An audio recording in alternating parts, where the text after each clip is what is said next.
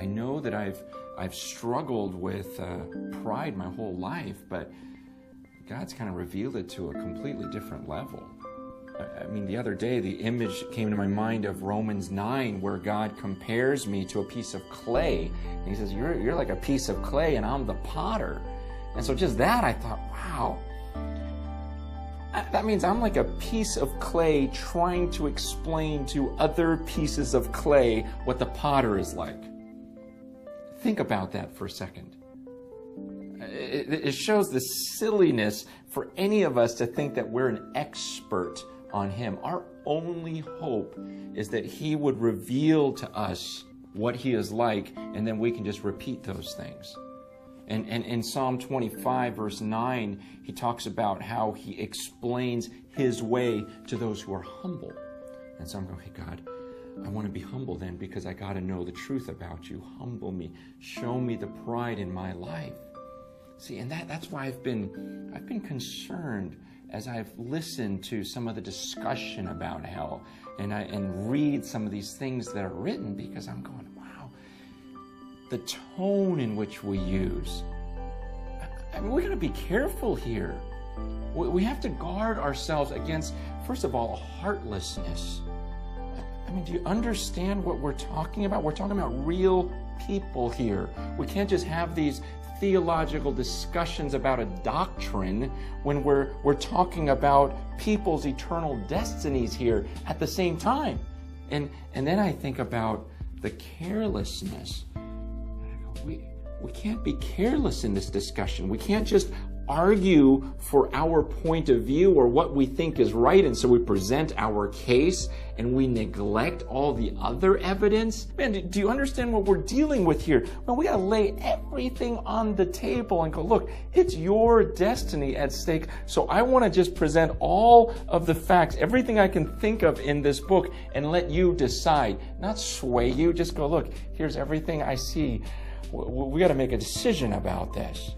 And then maybe the thing I'm most concerned about is this arrogance. Look, in Isaiah 55, God says, your thoughts are not like my thoughts, and your ways are not as my ways. He goes, as high as the heavens are above the earth, that's how much higher my ways are than your ways. And that's how much higher my thoughts are than your thoughts.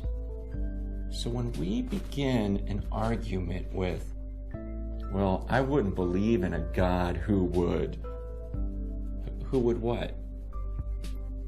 Do something that you wouldn't do? Or think in a way that's different from the way you think?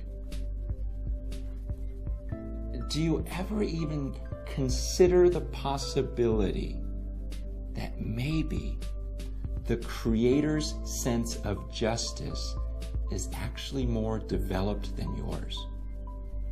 And that maybe His love and His mercy are perfect, and that you could be the one that is flawed? See, when we make statements like, well, God wouldn't do this, would He? Do you understand? At that moment, you're actually putting God's actions in submission to your reasoning. You're in essence saying, well, God wouldn't think that way or act that way because I wouldn't act that way or think that way.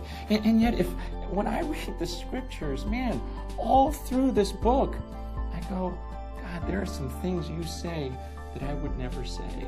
There are things you do that I wouldn't think to do.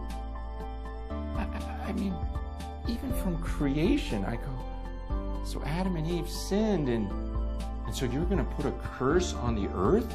See, I wouldn't think to do that. And then there's other passages that are even more difficult for me to stomach, like Exodus 32, where the people sin, and God tells His priests, here's what I want you to do. I want you each to grab a sword, strap it to your side, and then I want you to run back and forth, and I want you to just start killing people. Some of them will be your brothers, your friends, because of this sin. And I'm reading that, and 3,000 people dying, going, wow, did you just do that?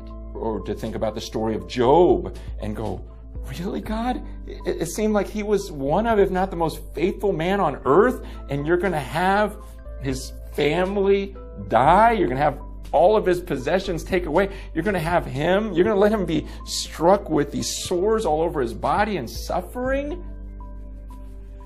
And then I get to the cross.